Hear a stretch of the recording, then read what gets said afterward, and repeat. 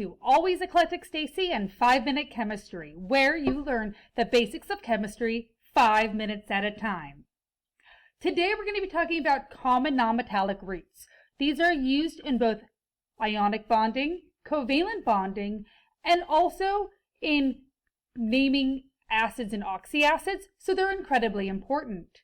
A big thing to understand is that often when you look at a root or element symbol, people really want to go back to the original element on the periodic table. But if you can get your mind around the element symbol to the root, naming elements, naming compounds, and being able to deconstruct them will make your life so much easier. So, C is usually carbon, but when we're talking about roots, the root of carbon, we look at the C and we should think carb. Si on the periodic table reads as silicon, but when we're doing for element symbol to root, the root of Si becomes silic. The root of nitrogen, or when we look at the element symbol as N, goes to nitrogen or goes to root NiTr.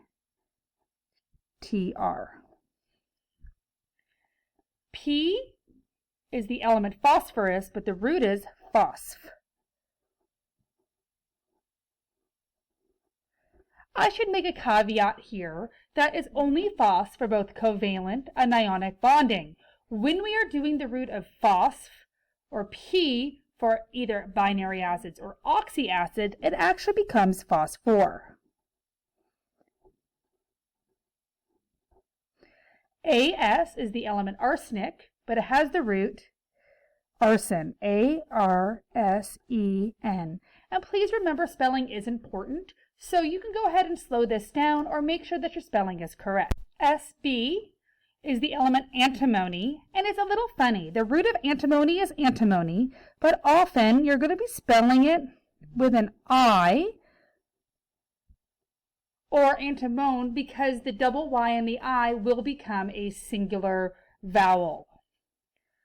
O is the element oxygen, and it has the root ox.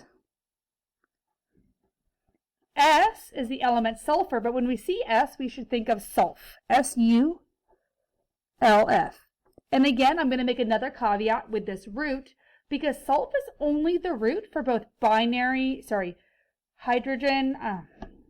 bonds and ionic bonds. For both binary and oxy acids, it becomes sulfur. Se is the element selenium, but when we see Se, we should think of the root selen, S-E-L-E-N. F is the element fluorine, but when we see the root, you should spell it F-L-U-O-R. A common mistake is that students mix the O and the U together.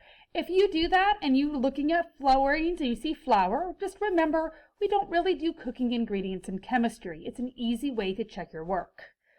For Cl, it's the element chlorine, but the root is chlor, C-H-L-O-R.